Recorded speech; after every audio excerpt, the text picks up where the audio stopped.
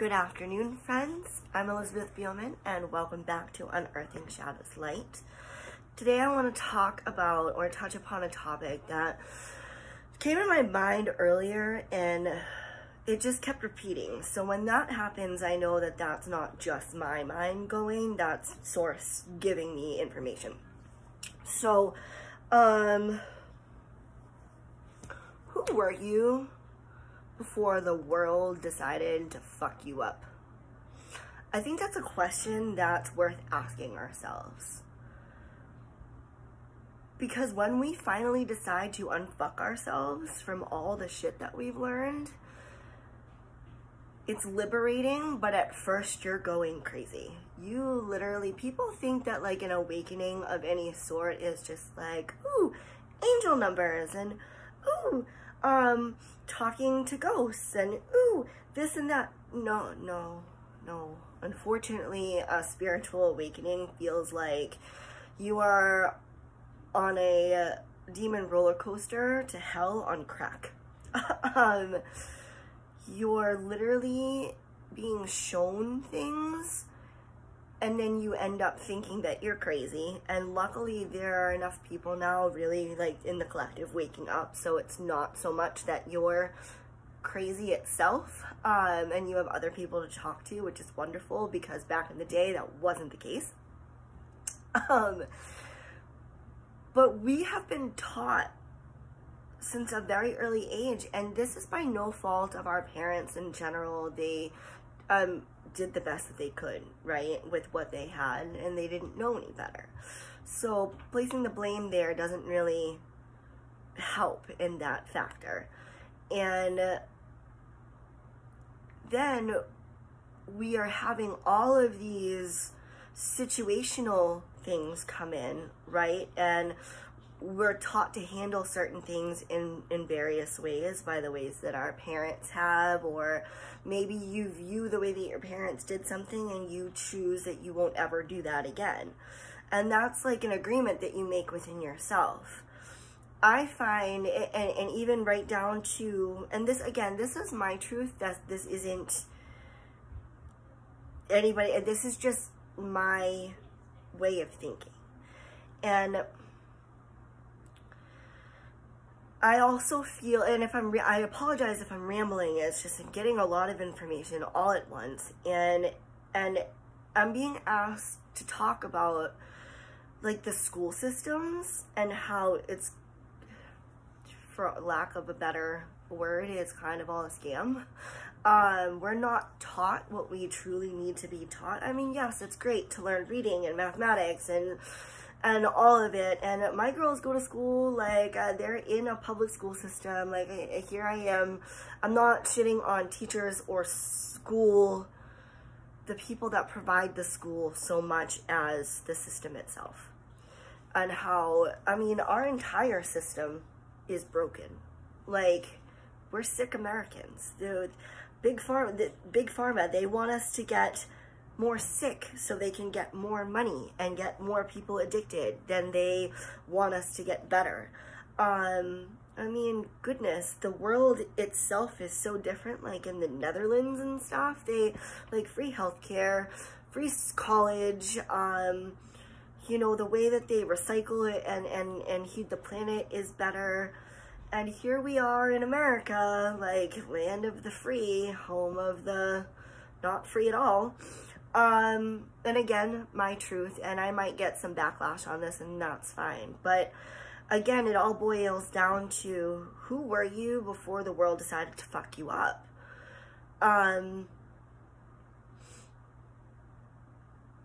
We need to unfuck ourselves. And I bring up the school systems because we're not teaching our children, I feel, what really truly could and needs to be taught. Checking in with the self-regulation, loving yourself, meditating, and understanding your own values and what makes you tick. Like, so often as parents or adults, you know, think back to when you were a kid And if you have children now, you understand. We go around and we, you know, no, don't do that, do this. Don't do this, do that. And these kids are just trying to figure out life, right? Their experiences of life are only measured by what's around them. So they don't know any better. So if a kid falls and scrapes his knee, you know, it's the first time this happens, it's devastating. You know, it's in their world just got flipped upside down. They're bleeding, they're scraped, they're bruised.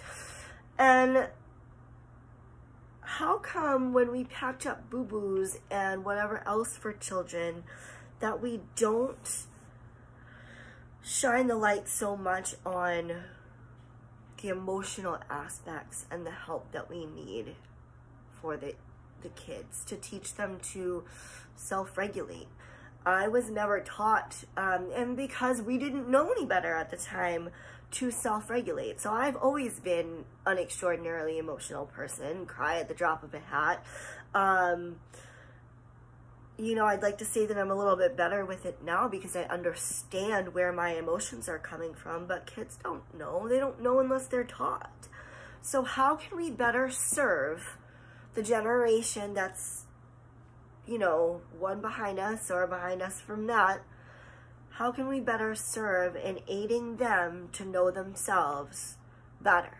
How can we make sure that they're unfucked? And excuse my language, but it's the truth. Like, this society as a whole is so unbelievably fucked. And I'm sorry, I don't mean to be pouring fear or anything. It's just, we all know that something's wrong. Like, we all know that what we're, like, this isn't, it's like we've jumped, and we have jumped timelines. Every time I see a rabbit outside, I know, like, we're jumping timelines. If anyone's a Rick and Morty fan, like, literally, it almost feels like ourselves from a different time frame are watching ourselves bury our bodies in a different sense. And if that doesn't make any sense, well, then it's not supposed to for you.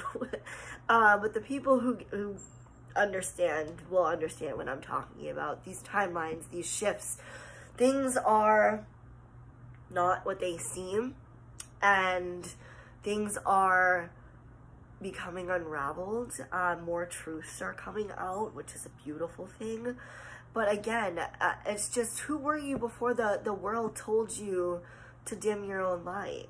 Why are we constantly trying to fit ourselves into little boxes when we're so big energetically? Why are we being taught to dull ourselves down, to dull our faculties? That loops right back in with drugs, alcohol, you know, anything that dims our light. Again, this is kind of just a ramble bit. I didn't like write anything out. I was kind of just told to come on here and state, like, ask yourselves, who were you before the world dimmed your light? And how do we unfuck ourselves to make our light shine? And I feel like that aspect is happening the more people dive into themselves. The more, you know, they go inward, they figure out what makes them okay, fairies, you here?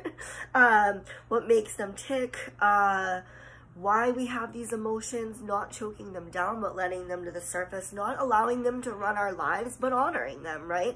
Instead of being like, oh no, we can't be emotional, leaning into the emotion. So I'm very interested to see what the collective is today. I was told to use the Carolyn Myss cards, the archetype cards. Again, great cards. They kind of just give the light and shadow attributes to what the collective is going through today. And I feel like a lot of people are asking themselves, who am I? What makes me happy? What makes me sad? What makes me tick? And if we have children, then that's going to trickle down the line. This is all about breaking ancestral chains and being of service to yourself. And as you're of service to yourself, you're then more in service for others, right? So like, again, it's a happy accident. Like, our cup runneth over because we're filling our cup. We're telling ourselves, I love you. It's okay. Cut yourself some slack. Learn how to sit in the shit. And it's not an easy thing to do. But once you honor things for what they are, the first card that popped out is Liberator. So isn't that kind of what I'm talking about, is to unfuck yourself of liberation? Light attributes, freeing yourself and others from outmoded beliefs, releasing negative thought patterns. Shadow attributes, imposing your own tyranny over those to claim to liberate, ignoring legitimate constraints. Like, I was just talking, you watched me pull this card, like I was just talking about this. How to release the patterns that are in the ancestral patterns, the ancestral chains, how we've been brought up to understand and not understand fully what's going on. It's time. It's time to go inward. The way to free yourself is inward, and the only way out is through. So here we are. Oh, there we go. Scribe. Light attribute is preserving knowledge and information, and the shadow attribute is altering facts or plagiarizing others' work. It's keeping track. It's writing down. It's cultivating. It's learning and taking it all in and letting it sit and understand within yourself. Being easy on yourself, loving yourself through it, giving yourself a pass when needed. But also too, like, I'm all for giving ourselves passes and whatnot, but we also have to have our own sort of self-discipline to understand that that's what's there to make the change. So, like, it's one thing to be like, oh, you know, I shouldn't have done that. And another thing to keep repeating the same thing over and over again, expecting different results, right? So that's the definition of insanity. I'm looking for 2 more cards. I'm going to go with that one. Artist. The artistic expression, I want to say, came out not yesterday, but the day before as well, in the Ascended Masters cards. But this is expressing a dimension of life that is just beyond the 5 senses, inspiring others to see life symbolically. And the shadow attributes are using talent as an excuse to mistreat others, posing as the starving artist to elicit pity. So owning your truth, stepping into your creative, you know, allowing people to be who they are and at face value. So many of us go through situations with people where we see people's potential, right? So we see the way that we would want them to do things. We would want things to go down.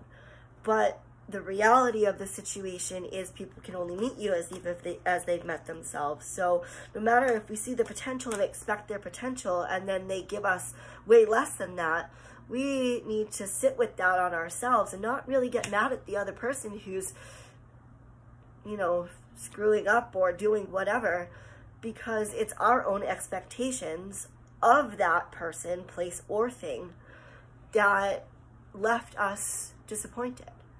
Because again, we are so trained to see potential and not where people are at. The quicker you can understand to meet people exactly where they're at in this place and time, your expectations fall away and you're a lot more free to move about and be your own person, living your own truth and understanding. The 4th card that comes out is the Child Orphan. So light attributes is independence based on learning to go it alone, conquering fear of surviving. Shadow attributes are feeling of abandonment that stifle maturation, seeking inappropriate surrogate families. So that's literally what these cards blow me away, because that's literally what I'm speaking of in the moment right now. Like, isn't that how I started it off? Like, who were you before this world decided to dull your fucking shine? How do we unfuck ourselves so we are not fucked up for our children and their children and their children? How do we break the ancestral chains? I know that this is a heavy topic, and I will be diving deeper into it as time goes. I'm just trying to quick hits, touch upon, give you guys an understanding of what this is about, what Unearthing Shadows Light is about, and this is it. It's unearthing the fuckery. It's unearthing the fuckery. So we can be the light attribute in this, in conquering fear. You know, we're in a society that instills fear. You know, who are we without the fear? Who are we without any of that? And that's something that we need to ask ourselves. And I'm going to take this, like, this is the last two. So, the first one that fell out is the hero or the heroine.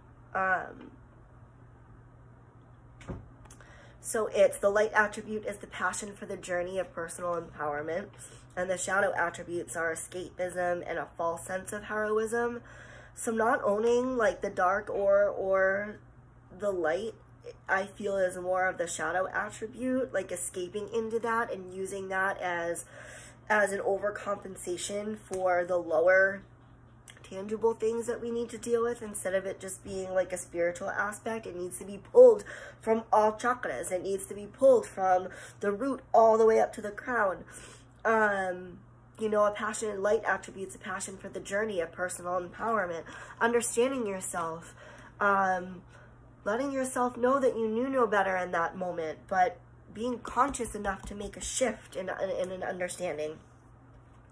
And then the last card is Monk/Nun. Light attributes are selfless devotion and single-minded dedication to spirit. And the shadow attributes are negative judgment of the physical world and excess piety. So that's exactly what I've been talking about.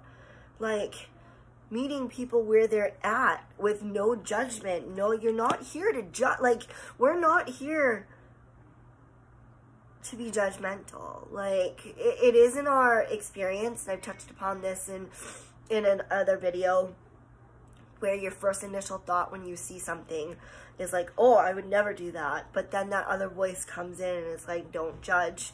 You know, that's the voice, that's your higher self. That's the voice we're listening to.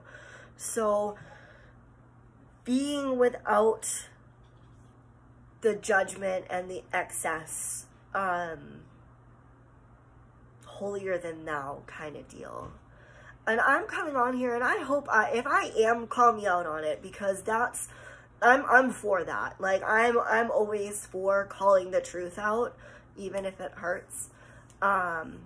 Even if I used to always be that person who needed to call the truth out, even if I had to throw myself under the bus to get a point across. But that's a waste of my energy, and it's a waste of energy in general, because no matter if you're calling somebody else out, if they're not there to meet themselves or can see where you're coming from, they're not going to hear you. It's going to fall on deaf ears. So handing it over to spirit, understanding that there is a higher calling here, whatever spirit is for you. God, I look at God as good, orderly direction, G-O-D, good, orderly direction. Following the path of being kind and loving yourself and loving others. And the only way to love others is to love yourself. So just generally and genuinely going in and holding it at a heart space, at a forefront. And ego stands for easing God out, E-G-O. So when you're in ego, you're not listening to the good, orderly direction. Your ego stepping in and telling you what you should do, how you should do it, where you should go. There are many triggers to the ego, and I'll dive into it deeper as time goes on. Research it. You know, there are very real things on ego death and how our ego stands in the way. And I am a firm believer that if we did not have ego, the world would be a much happier place with no war. But ego shifts, ego's sneaky. Ego will continue to knock and tell you what you can and can't do, and what we should be upset about, and that whatever happened is should never have been done to you. Why would they do that to me? It's really, more often than not about you. Anything that's been done to you is mainly people are just mirroring things to you. So if it triggers you, that's where the healing is. That's where the magic is. The triggers, the dark, the shadows. It's all there. It's all there. And the deeper we can dive into those without judgment, with love and light, the higher we can fly. So that's all I have for you, friends. Thank you so much. I gotta pull this a little bit closer to shut it down. But namaste and have a great day.